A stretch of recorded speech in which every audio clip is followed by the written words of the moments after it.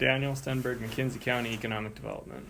All right, we're out here in Watford City and sitting here, and you just got off the phone with somebody going over some housing. I don't know, housing, what do you want to call it? Funds, some opportunities, if you will. Give us an update from the Watford City, McKenzie County in terms of housing, because I know you guys are looking for builders and people are looking for homes. Correct, yes.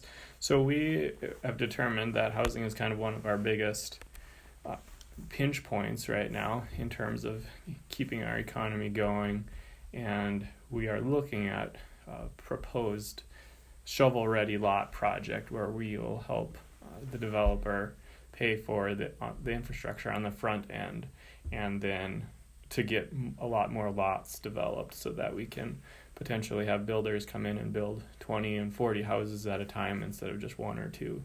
Just because this past year we built probably 35 houses, but we really need about 150 to meet demand. And so we're trying to figure out ways to make that happen.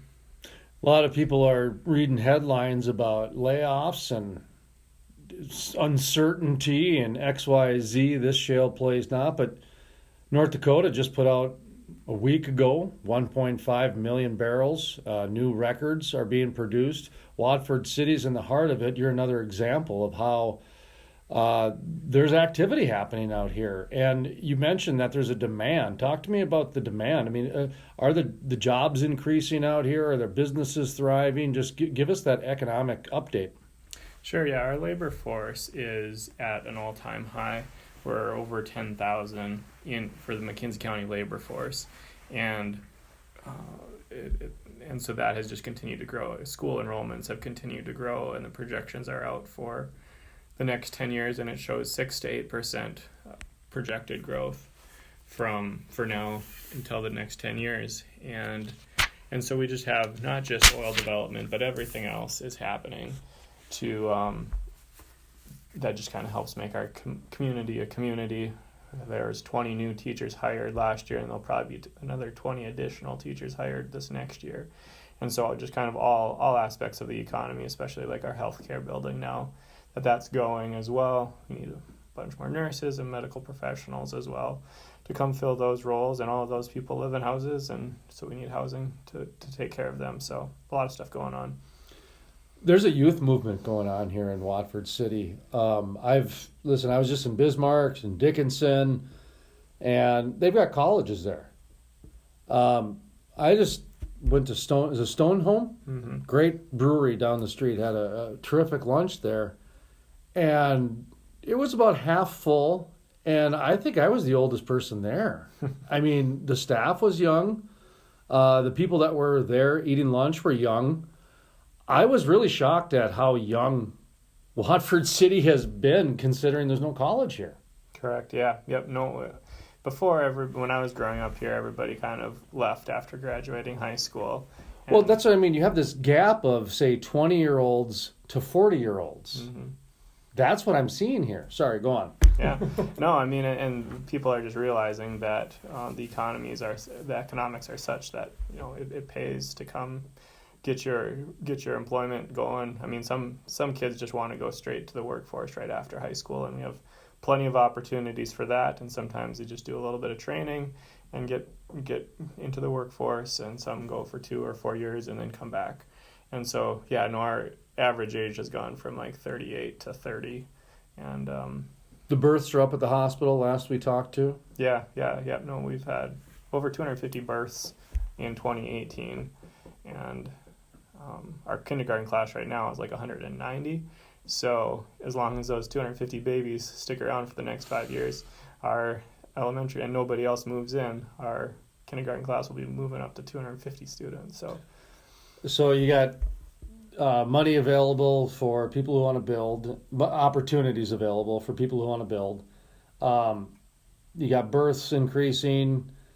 I was just up at the high school, interviewed 4 or 5 high school kids up there, and one of the high school kids works for is it Wolf Pup daycare. Yeah. Apparently there's a grant there too for somebody who wants to start up a daycare, because this high school employee. She flat out threw out there's like a $5,000 grant for somebody who wants to start up a daycare because Watford City's in dire need of daycare. Do you know much about this? Did we get some wires crossed? But go ahead. Yeah, no, I mean that's another big area that we're seeking to improve and incentivize. I mean, we have our Wolf Pup Daycare, that's 200 spaces in there, but we're likely going to be building a second one that's also another 200 spaces. 50 more spaces were added with, but when we converted our old post office to a preschool. But the demand continues, and so we're going to continue to build daycares here. And not just at the big center level, but if someone wants to do something in their house or just at a little bit bigger, but not at the hundreds scale, we can help with that too. Yeah, I find it interesting that I mean, there's opportunity out there. It's not like somebody's trying to just have a monopoly. You know what I mean? It's like there's. I mean, they might end up. Who knows? Because if someone else doesn't step up to the plate and do it, but what I'm seeing is there's ample opportunity for someone who wants to go into business or do something to do it. That doesn't mean it's what they want, but you guys are very upfront saying, hey, there's a market here, people. Mm-hmm. There's a market here.